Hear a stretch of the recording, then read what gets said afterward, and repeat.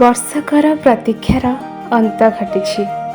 ରତ୍ନବେଦୀର ଅନ୍ଧାରୁଆ ଗମ୍ଭୀରା ଭିତରୁ ଆଲୋକର ମହାସଭା ଯାତ୍ରା କରି ସ୍ନାନ ବେଦୀକୁ ଓହ୍ଲାଇ ଆସୁଛନ୍ତି ଚତୁର୍ଦ୍ଧାମୂରତି। ଧୀରେ ଧୀରେ ପାହୁଣ୍ଡକୁ ପାହୁଣ୍ଡ ପକାଇ ଭକ୍ତର ଭାବରେ ଆନ୍ଦୋଳିତ ହୋଇ ଚାଲିଛି ମହାପ୍ରଭୁଙ୍କ ସେହି ସୁନାମଧନ୍ୟ ଗୋଟି ପହଣ୍ଡି। ରତ୍ନବେଦୀ ଛାଡ଼ି ଆଜି ସ୍ନାନ ବେଦୀ ଆସେ, କାଳିଆର ରୂପ ଦେଖି ଭକତ ସେ ହସେ। ବର୍ଷକର ଆଶା ଆଜି ପୂରଣ ହୋଇବ, ସ୍ନାନ ମଣ୍ଡପରେ ଜଗା ଦର୍ଶନ ଦେବ। ଆଜି ଜ୍ୟେଷ୍ଠ ପୂର୍ଣ୍ଣିମା। ସୁନା କୂଅରୁ ଆସିଥିବା 108 ଗରା ସୁବାସିତ ଚନ୍ଦନ ଓ କର୍ପୂର ମିଶ୍ରିତ ଜଳରେ ସ୍ନାନ କରିବେ କାଳିଆ ବଳିଆ ଆଉ ଭଉଣୀ ସୁଭଦ୍ରା। ଲକ୍ଷ ଲକ୍ଷ ଭକ୍ତଙ୍କ ଆଖିରେ ଆଜି ଆନନ୍ଦର ଅଶ୍ରୁ।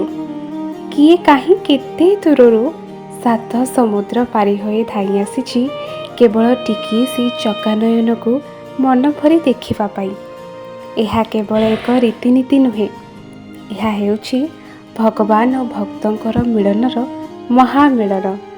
ଭକ୍ତ ଆଜି ନିମେଷେ ଚାହିଁ ରହିଛି କାଳିଆର ସେଇ ଜଳାଭିଷେକ ରୂପକୁ। ପ୍ରତିଟି ଜଳବିନ୍ଦୁ ସେମିତି ପ୍ରଭୁଙ୍କ ଶ୍ରୀଅଙ୍ଗକୁ ସ୍ପର୍ଶ କରୁଛି, ଭକ୍ତର ହୃଦୟ ସେମିତି କୃତାର୍ଥ ହୋଇଯାଉଛି। ସ୍ନାନ ସରିଲା, ଏବେ ବାରି ହେଉଛି ପ୍ରଭୁଙ୍କର ସେ ଅପୂର୍ବ ଗଜାନନ ବେଶ, ହାତୀ ବେଶକୁ। କିନ୍ତୁ ଏ କ'ଣ?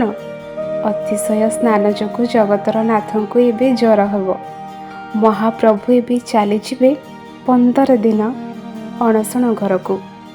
ଭକ୍ତ ଆଉ ଦେଖିପାରିବନି ତା କାଳିଆକୁ। ସେଇଥିପାଇଁ ତ ଆଜିର ଏ ଦର୍ଶନ ଏତେ ଆକୁଳ, ଏତେ ବିକଳ। ଆଜି କାଳିଆ ଗାଧେଇବ ଆଉ ତାର ଭକ୍ତ ଚାହିଁ ଚାହିଁ ଭାବ ବିହ୍ୱଳ ହେବ। ଏହା ହିଁ ତ ଓଡ଼ିଆର ସଂସ୍କୃତି, ଏହା ହିଁ ତ ଜଗନ୍ନାଥ ପ୍ରେମର ଗାଥା। ଆସନ୍ତୁ ସମସ୍ତେ ମିଶି କହିବା, କାଳିଆ ସାଆନ୍ତଙ୍କ ଚରଣରେ ଶରଣ ପଶିବା। ଭକ୍ତିର ସହ କହିବା, ଜୟ ଜଗନ୍ନାଥ। जदि आपंक आम भिडटी भल लगा तेब आम चैनल को लाइक, शेयर, सब्सक्राइब करने को जमा भी भूलु नहीं।